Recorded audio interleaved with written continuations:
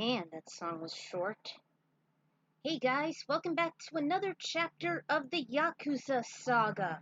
Last time, Ayame has actually reunited with Sion and Ayame after a few long years. And she is now 18 years old and she actually wants to become a bouncer for the bar Fate. But the thing is, she was pretty unconfident because bars aren't really her specialty.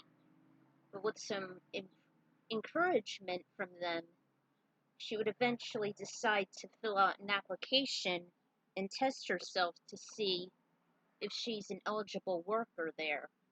Because she wants to move into Dog Street and she wants to work with her friends again after the last few dull years. Now keep in mind, this story is actually taking place just before the events of Dragon Ball Super. So, with the prologue out of the way, let's get on with the show, shall we?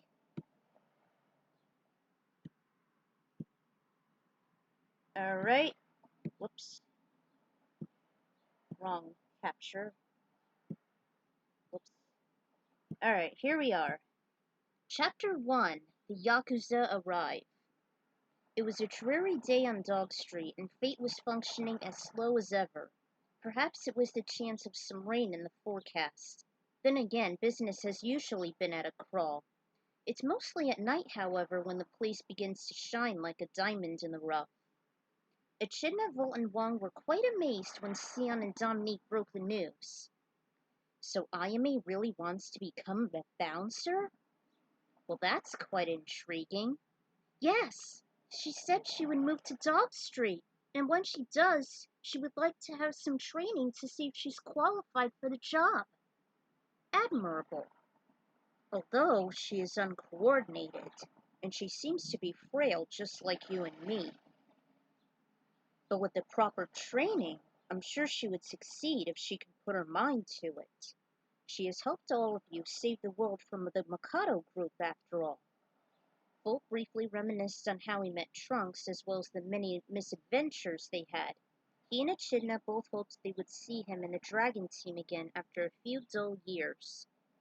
Although she doesn't always have to be involved in conflicts, but rather be a sort of bookkeeper for us. She can work behind the scenes and she's very organized. That seems to be her greatest strength. A bar cannot function well if it's not in order. Great idea, Master! Even he was aware of Ayame's niches, whether it be organization, her speed and agility in terms of combat, or leadership skills and resources when he found and recruited Goten, Trunks, Gohan, as well as others. Besides, Dominique, Volt, and Echidna could use a helping hand when things get overwhelming. Oh, I sure do miss Ko, though. So do I, Dominique. Ko's missions as a secret agent with Lucas have driven him away from the bar more and more, and Leanne began to not bring as much heat on her as she used to have been, though she and the other bouncers didn't know that. I can also be her personal trainer if she lets me. Sion knew that their bond was always strong. Besides, it'd be a welcoming opportunity since he himself was trained by Master Wong. He'd be more than happy to return the favor. While they were discussing all the possibilities of Ayame becoming a part of the team once more, they barely noticed three men march through the entrance. Each one wore reflective sunglasses, they had tattoos, sleek black hair, all that stuff. So, Dominique began to hide behind Sion at the sight of the intimidating trio. They figured the creep in the center was the leader of the pack. Sion, Volt, and Echidna turned toward them and bravely stepped forward. May we help you, gentlemen? The wrestler said in a casual manner. One of the key things of being a bouncer wasn't only how to defend yourself, but also be presentable to upcoming patrons in order to prevent a provocation. No. Everything we need is right here. All you need to do is come with us. Our master will be pleased to see you all again. He has plans for each of you fellow bouncers. Though if you should resist, spread out his arms, and as he was holding a short cutlass in each hand, his associates followed as they made a fighting stance, putting up their black leathery dukes. Then you shall all suffer from our wrath. It would be quite dishonorable of you to resist the Yakuza. Each of the petty customers gasped and muttered in utter panic. The Yakuza?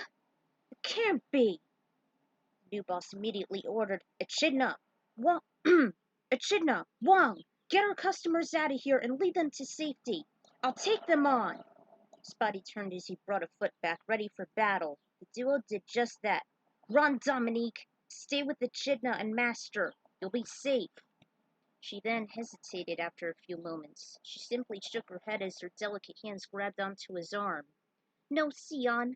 I will stay and fight. I need to see if my training with Android 18 has finally prepared me for this. I cannot run now. But Dominique, trust her, Sion.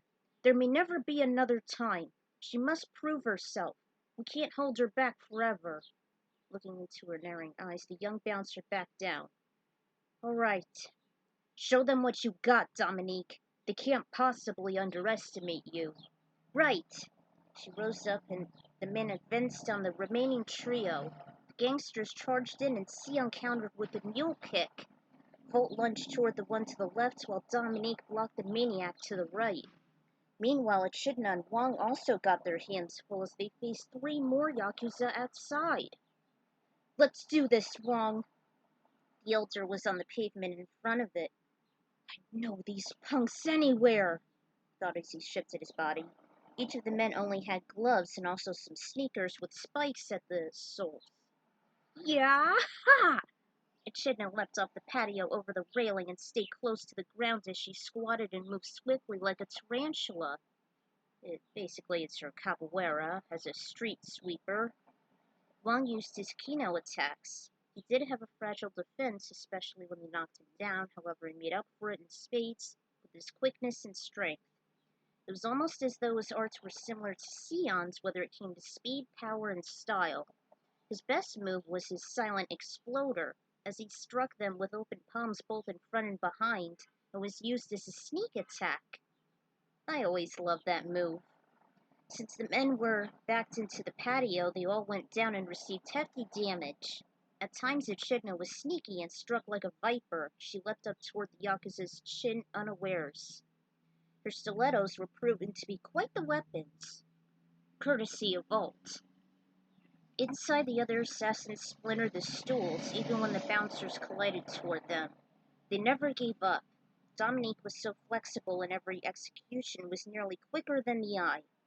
With her exact precision and calculative strategy, she flipped and spun in the air frantically, avoiding enemy onslaughts, and also countering with all her mighty metallic exterior. This wasn't the time to hold back now.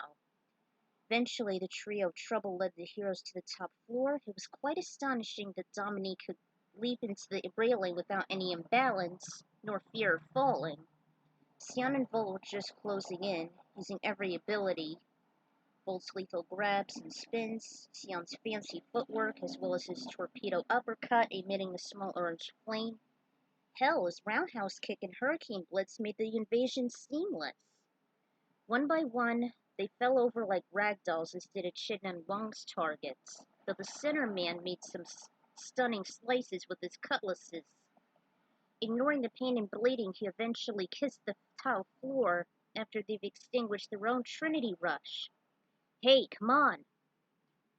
Volt punched him in the upper chest, immobilizing him, then Sion knelt down. Go, Dominique! She stood and jumped from his back like a leap pad. She sword made a flip midair, landed, then did a devastating roundhouse kick, just as she would when she was attacking the PD force. Heh, I made up my own Trinity rush. Dominique should definitely have one of those. After that, she saw the damage and immediately got to the trauma kit. Team Outdoors just caught their breaths. Yakuza, huh? They seem pretty damn easy if you ask me. They could just be new interns. Don't be so foolish, Echidna. One of the guys began to rouse as he grunted in pain. He had long black locks matching the many tiger tattoos he had. The working girl grabbed him by his neck bone. Why are you here? Why do you want to invade our own home turf? I thought you guys were dwindling in numbers. You don't seem so tough. Raised his hands, trying to keep her at bay. Ah! Echidna, stop! It's me! No! She stepped as she looked closer. Ko? Ko! The pissed-off working girl continued to snap. Why did you come here? Why are you a part of the Yakuza? Raised his fingers to separate his flattened strands. He explained he was trying to blend in with the crime syndicate. His superior, Leanne Caldwell, heard from Lucas's subordinates. There were rumors of the Yakuza starting to increase in strength since last night. Leanne wanted Ko to keep tabs on them and an emergency venture. She never thought the Yakuza would have accumulated so many members in that short period of time, which was the main cause of concern. Long helped Ko rise. You are very inquisitive, young man. Sion, Volt, and Dominique are still inside fighting them. They're still inside? Hold on, I gotta go tell them. Now! As fast as lightning, the Taekwondo expert stormed in. Sure enough, they were still busy with the thugs. Thanks to his sudden fatal kicks, he was able to stun them blow by blow. Ko, is that you? There's no time to explain, Sion. They should be on the move now. What? Ko! Wait, what do you mean they're on the move? Just like that, all the Yakuza members slightly stood up, then leapt away like a bunch of tree frogs. Damn it! We should go after them! Hurry! Ko led the way and the other bouncers followed suit. Sion then dragged a halt. Dominique, are you gonna be okay? I'll be alright, Sion. Just stop them. He ran out of the saloon, and his sensei was hardly able to stop him on his next foot toward adventure. It was a first for all three of them since they hadn't been on a hot foot in so long. Since the Mikado saga. Volt and the boys are sure in a hurry. Ko said the Yakuza are migrating. This may not be the last of them. He saw Dominique march out, and the trio watched in bewilderment as the bouncers headed off. By the time they chased them to the central plaza, they suddenly vanished. The square was completely empty. There was no sign of movement, not even inside the buildings. They're gone! Ah, damn! The Yakuza are better than Leanne anticipated. We need to split up. Find any member and take down each one. Though Sion just stood still and closed his eyes as if he was focusing something within him. If I could just concentrate and sense them through the use of their ki. He did just that, and he felt the Yakuza's presence as well as a more ominous one. His eyes shot open, and he ran toward his compatriots. Looking for me? Bodyguard! Wait. Looking for me? Bodyguard! Bolt heard a familiar tone, but he was knocked down. A single sneaky assault. He moved so fast he was hardly traceable while also being completely covered in a long opaque hood and cape. He looked like he was completely in shadow. Made an ambush on Ko, injuring him with a single spin kick. He crawled slowly away, but the mysterious madman elbowed directly into his neck, knocking him out cold. Sion felt his friend's energies dropping, while the dark key loomed ever closer. He saw through the dark cloak in purple and black. You're... Before he had a chance to react, the cloaked figure lunged at him with lightning speed, making a deep punch directly to his gut. Sion fell to the pavement, had a brief flashback of him and Wang receiving the exact same deathly blow before he lost consciousness. Hopefully that'll be a clue of who he is. Ayame showed up at the bar minutes later and noticed all the destruction. Wang! Dominique! What happened? Where's Sion and Volt? After for some time, Dominique and Echidna filled her in. From the Yakuza ambush to the bouncers chasing after them. They grew anxious and worried of their whereabouts, especially as far as the thugs were concerned.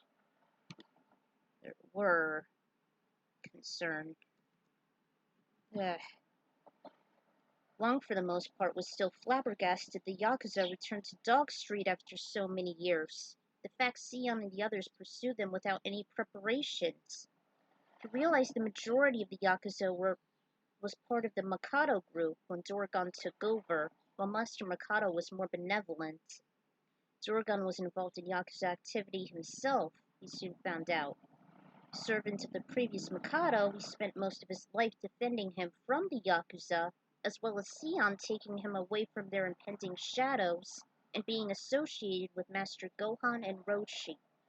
He used to fight against notorious members in the past.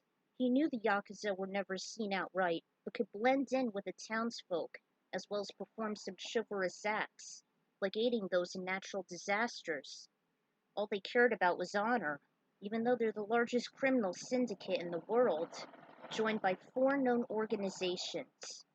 The most notably were the Yamaguchi Gumi, the Inagawa Kai, the Sumiyoshi Kai, and the Eizu Kotetsu Kai. I hope I'm pronouncing them right. He informed them they're known as the Extreme Path and members of transnational organized crime syndicates originating in Japan. They were known as the violent groups, while the Yakuza called themselves chivalrous organizations. The Western equivalent is, of course, well, the Mafia. They were notorious for their strict codes of conduct, especially the Yubitsumi, as well as removing a person's finger as an act of punishment. Oy, I wish that was outlawed. Still, they're the most sophisticated and wealthiest criminal organizations. Started in the early 1960s. Wang was in his prime. Yakuza had like 184,100 members, and since then has dwindled, but surprisingly, they've been on the rise, like drastically. He told them that the ones they saw had fully body tattoos, sleek blonde hair, black hair. They're disgusting and painful it could have been with the tattoos. They were hand poked. They play the Oicho Kabu cards. They often remove their shirts to represent themselves, see how loyal they are, like Ko, for instance. All that intel was a bit too much to take in. Luckily, Ayame managed along with the help of Echidna and Dominique. Sion, I must go to them. I know Volt and Co can look after him, but even if they can combine their valiant efforts, they can still be outnumbered and overmatched. I need to go after him, as I only know how to deal with the Yakuza. Ayame hesitated. I... I don't think this is such a good idea. For Wang to go after Sion. I think he may be too frail for this, and his advanced age on top of this. We can't wish him back again if anything should happen to him. I believe Ayame is right, Wang. A man with a poor constitution would stand no chance against an organization that size. It seems like suicide, though I understand your ambition, as I too want to help them. And Volt. But what can we do? I think we should ask the Z Fighters to help us. They might know of the Yakuza too. They dealt with other notorious groups like the Red Ribbon Army and the Mikado group. We never would have made it without them. Of course. The valiance and strength would be needed to clean house. I can inform the guys with my flying Nimbus. I'm sure they can help us. I mean, Krillin and Android 18 might stay with you and Dominique, while Echidna and I can bring in recruits to help us find them. Some I'm sure recognize their key, I think. 18. Are you sure? Of course she is, Dominique. I bet Trunks can help us again. Even Goten and Gohan. Strength and safety lie in large numbers.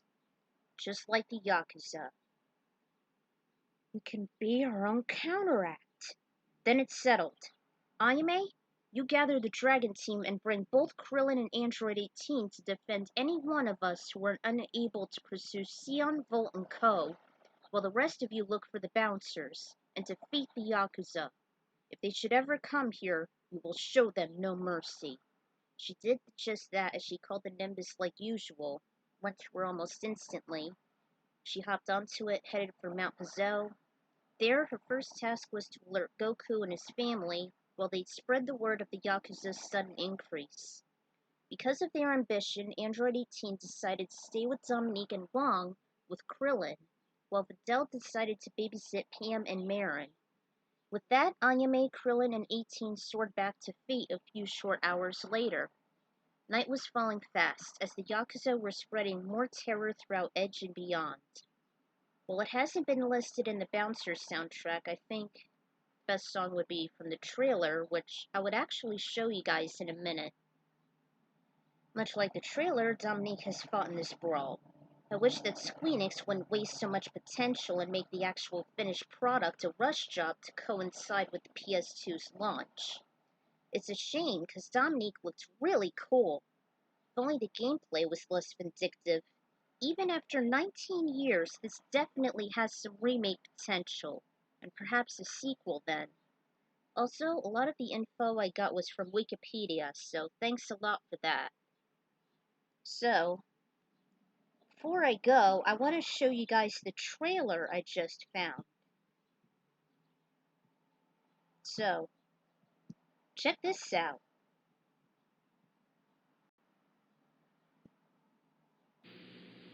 Hope the footage won't be so choppy.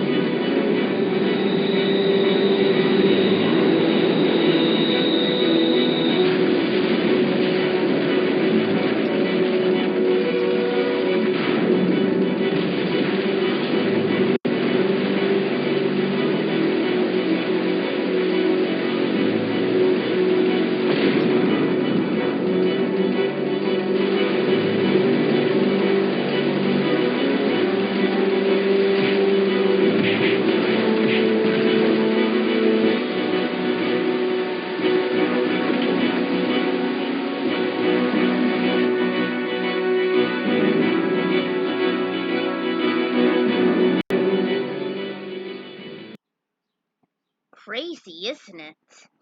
And that was only back in 1999. So, wow. I wish they didn't waste a lot of potential there. Anyways, the next chapter, hopefully, will they have Echidna, Dominique, and Ayame team up as they find the Yakuza and the missing bouncers? Well, find out next time.